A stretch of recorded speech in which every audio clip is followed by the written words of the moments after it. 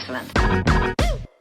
Imagine with me that you're sitting on a plane. You finally boarded and you're getting into your seat. It's been a long day of travel. You're tired. You can't wait to settle in, the plane to take off, and just to arrive at your final destination. But someone else is on that plane and they're in trouble. They're in serious trouble.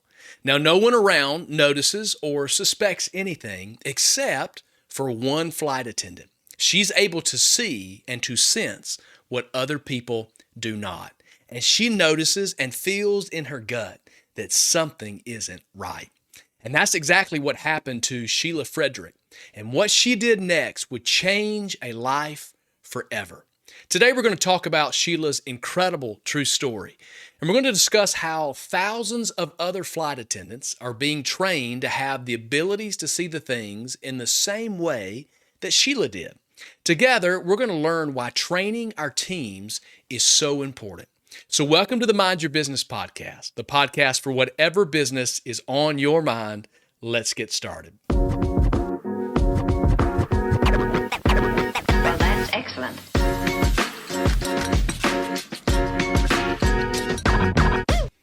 Well, thank you for joining me for another episode of the Mind Your Business podcast. I'm so honored every time that we get to do this together. Hey, if this brings value to your life, will you do me a favor? Like, subscribe, leave a review, and share this with others. This helps me add as much value to as many people as possible. Today, we're talking about training our teams. And I get it.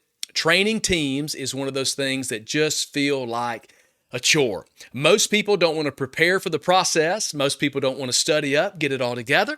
And many people don't want to sit through the training that they're about to be provided. Now, that could be onboarding new people, keeping a team up to date on changes, or just the constant reminders of all the basics.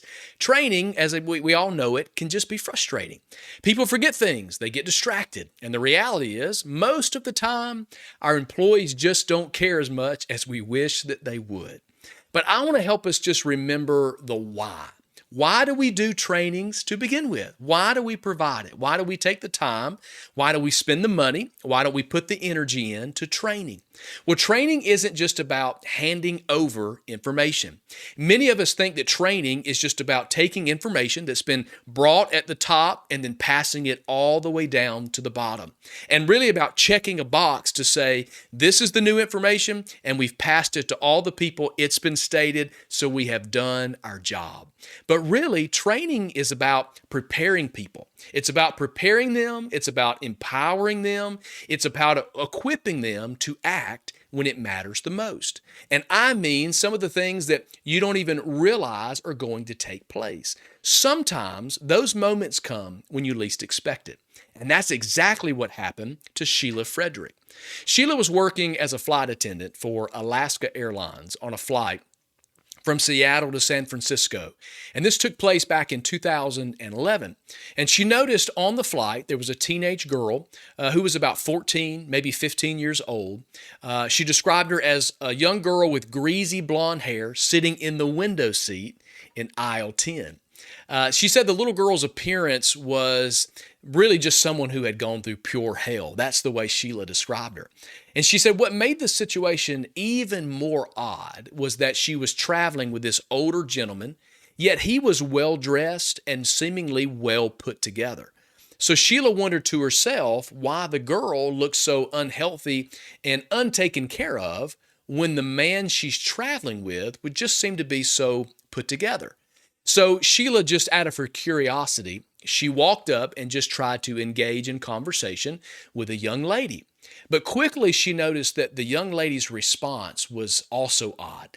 The young lady refused to even look at her or interact with her in any way. She wouldn't respond to any of the questions that she was asked.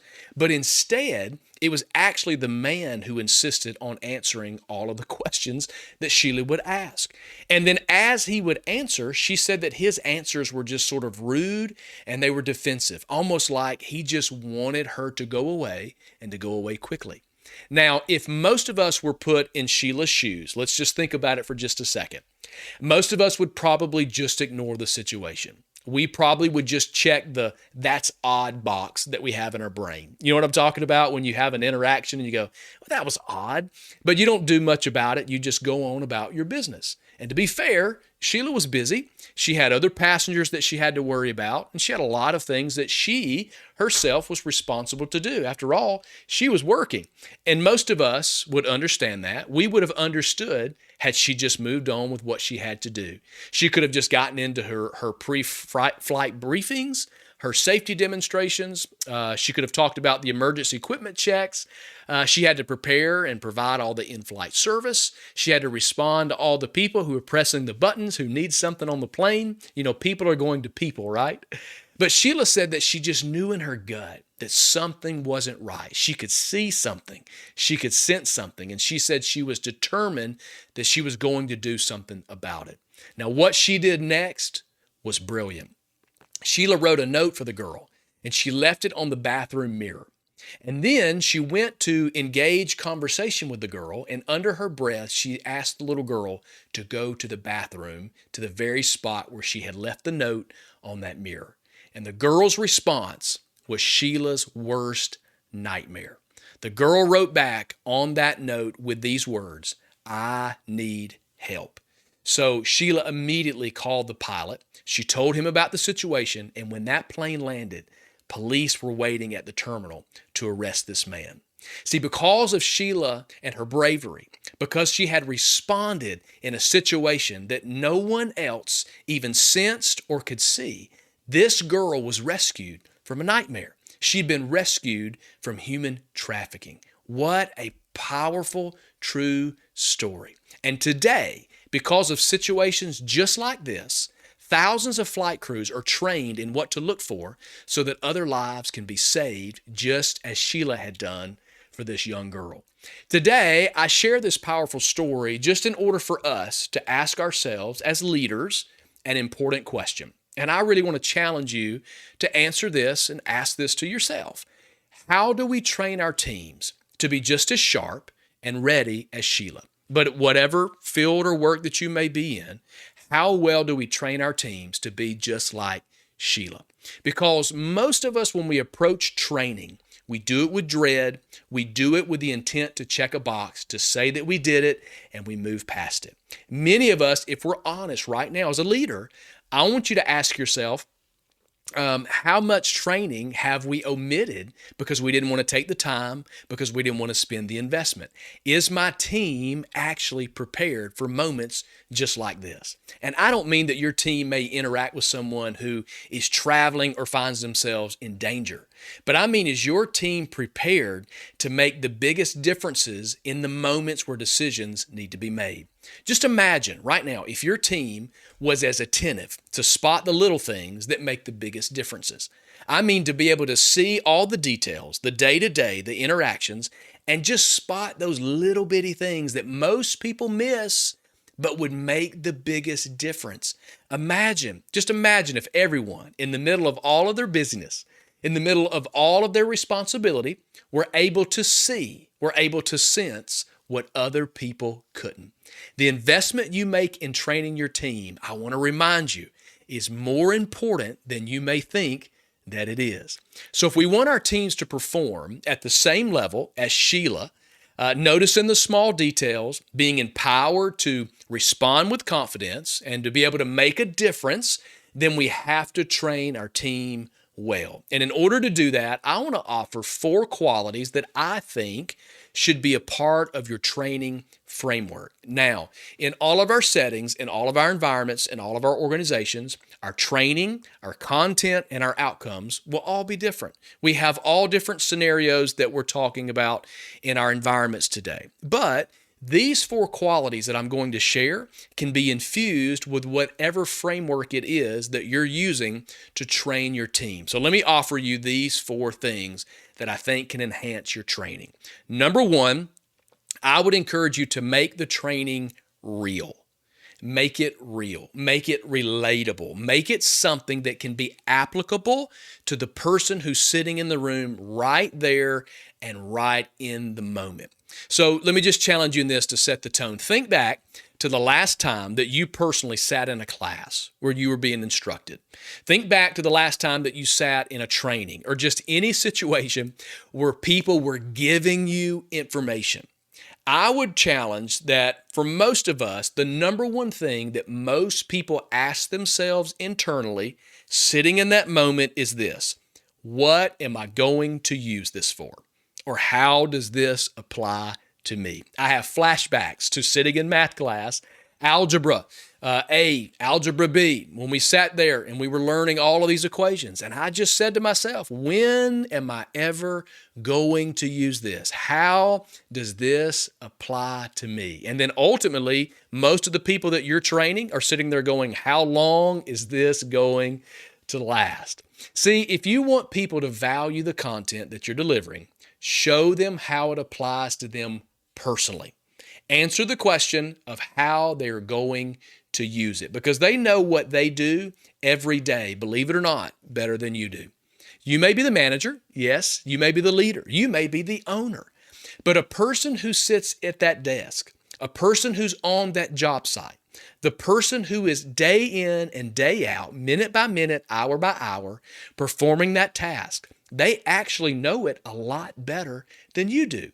So when you're training them and you're giving them information, their brain is already placing them in their day-to-day scenario, and they're asking, how is this going to impact what I'm doing every single day with all of my time? So there really are a few, I think, impactful ways that you can help attach this information and make it real and answer that for your employees. And I think one thing to do is to use real life stories or real life scenarios. Just make it real. See, studies show that people retain 22 times more information when it's presented in the form of a story rather than just facts and figures. So if you can use real life examples and scenarios that are personal and impactful, I think people will respond more when they are moved by what you say. So think about it like presenting a story or watching a movie. In any movie, if it's a love story, you have two people who meet, they fall in love, your heart is in it with them and you're cheering them on. And then somewhere in the middle of the movie, there's this disagreement, there's this breakup, the couple splits, and now your heart is torn because you want them to experience that love story again, and you're rooting for them and you're invested in their story and your emotions are wrapped up. And then by the end, when they get back together, people are just moved, they're weeping. Come on, you've seen people watch these movies and get involved in it. Why? They're actors. It's not real. But you've tugged at their heartstrings and you've gotten them invested in the story. So when you train people, that may sound silly, but if you can connect them, if you can make it real for them, if you can move them by what it is that you are presenting, they're going to be more invested. I think another way to put this is to put it in a real life situation. So when you're providing a training, make it as real as you can. For example, firefighters, they don't just learn about fires from textbooks. They don't just sit in a room and have a PowerPoint presented to them. No, they train with live burns. They know what it feels like to walk in and feel the heat. They know what it is to put the suits on and to carry the weight. They go through the process.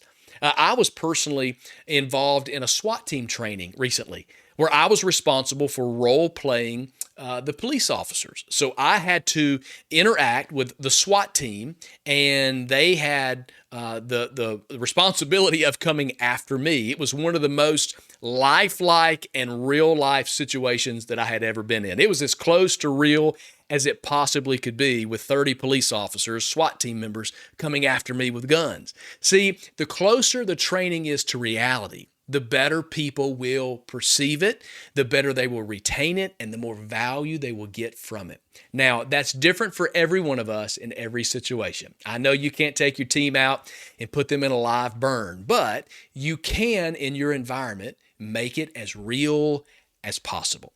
And then number 2, reinforce the why. This is the second thing I want you to employ into your framework. I just want you in the training to reinforce why. One of the most powerful things that you can do for your team is to help them understand the why behind the what that it is that they do. See, it's just helping your team see the bigger purpose behind their daily activities. This is a principle that we talk about a lot on this podcast, the why behind the what that you do. So, for example, many of your team members, they know what it is that they do every day. They know their tasks, they know their procedures, they know the policies, they know what it is that they're going to do before they even get to work. But if you were to ask them why it is that they do it, they probably would not have a good answer. They would probably say, well, this is my job. It's what they told me to do. It's what they hired me to do.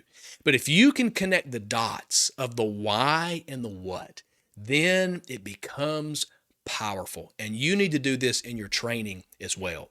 The famous story of the NASA janitor, Richard Hall, many of you have heard this story before, but I think it illustrates this so well. Back in 1962, President Kennedy visited the NASA Space Center, and he was taking a tour of the entire facility. And while he was in the tour, he noticed a man, a janitor, with his broom, and he walked over to the man and he said, "What are you doing?" And the janitor's response, it just blew everyone's mind. The janitor said, "Well, I'm helping put a man on the moon, Mr. President." Now, the janitor didn't say, "Well, I'm sweeping the floors, or I'm cleaning, or I'm doing what I was hired to do. I'm just performing my job." No, you see, he understood why he did what he did. He understood why it was that he swept the floors every day. He understood why it was that he kept that facility in the situation that he did, the cleanliness and the being prepared for all the other things and the activities that would take place in that building. You see, he knew that his role connected to a greater mission. And when your team knows that their role is connected to the greater mission or the greater purpose, they will become more engaged, they will become more committed, and they are far more likely to take that training seriously. So give them purpose. Help them connect to the bigger picture, not just of what's in front of them of the task, but explain the why behind the what that you're training them for. It's purpose. It's giving them passion. And then number 3, use interactive training. I think this is important because this helps keep the training from being so boring. Mix it up. Use some role playing, some quizzes, hands-on exercises. These are just things that just keep it from being a chore. No one is pumped about spending 8 hours of their day watching someone just regurgitate information from a PowerPoint presentation. And if you're probably willing to be brutally honest with yourself, that's what many of our trainings actually are. It's just the regurgitation of information that we have put into a PowerPoint presentation. And the research shows that people learn more when they practice something by doing something. I think this is personally why team building exercises are so commonly used, because they're fun, they're interactive, and it's a great way to learn. So I think when you're preparing your presentation, you need to ask the question, what are we going to do that's going to make this fun? And what are we going to do that's making this interactive? So as much time and energy as you spend putting all of your information together, take as much time to go, when have we had a good time? So put something inside of it that's going to make it fun. It's a moment where we can all laugh. It's a moment where we can all connect. It's a moment where we can all discuss, where you can contribute, where you have some conversation. I mean, just make it interactive so that people can have a better time in the training. And then number 4, this is important. Repeat, repeat, repeat. Repetition is the greatest tool that you have for retention. It's been said that something must be repeated on an average of 7 times before it can be remembered. So if you're saying something and you're going, they just don't seem to get it, well, the chances are you just need to say it again. And I think that's the same principle that is when you're training your team as well. You have to be able to repeat something for their retention, regardless of whatever it is that you're trying to teach. So look at it this way. When you're preparing your presentation, ask yourself, what information could we just omit from the training? So could we trim the fat? There's always some fat that could be trimmed. So if you can disregard some pieces of information that maybe just feel like fat, to allow more time for you to spend talking about the things that matter most, it's just going to enhance the retention of the important information. Emergency responders are a great illustration of this. They train for the same scenarios over and over and over. And it's just so that their responses are just second nature. They don't even have to think about it. So when the emergency takes place, it's like their body just begins to take over. Their brain doesn't have to lead them. It's just the second nature of all of the training that they've retained. Everything starts working together. The brain is firing, the body is responding, and things are just being done. There's a reason why pilots spend hours in simulators, and thankfully they do. It's simply because practicing under pressure makes all the difference when a real emergency happens. So they just spend hours doing the same exact thing, just in retention. So in repetition for retention. So help your team learn and retain through repetition. Now, there's one last thing that I want to add to all four of these qualities that I think will help bring cohesion to it all. I want to just encourage you to set a culture of participation. So in all of the training that you do, in all of the qualities that we've talked about that you will employ to make them more like Shelia, to be able to respond in the moment where it matters the most, create a culture of participation. And here's what I mean. The best training happens in an environment where people feel like they are a part of the process, not just passive participants. So think about your training environment, and I want you to think about the individual who is sitting there under your teaching. Do they feel like they are a part of this process that's happening in this room, of their team, of their organization, or do they just feel like they're a passive participant?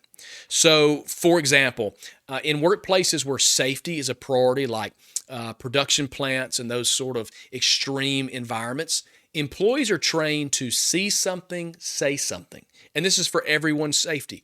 So if an employee spots something that just doesn't seem right, or something's not operating to standard, they're encouraged to say something. So they've been empowered to make a decision, to step up, to lead something when necessary. In customer service, we all know that great employees don't just wait to be asked for help. The best employees are the ones who anticipate a need before it even happens. They're not standing around waiting on someone to address them, but they're proactive in it. They have been empowered to participate, to go and to do.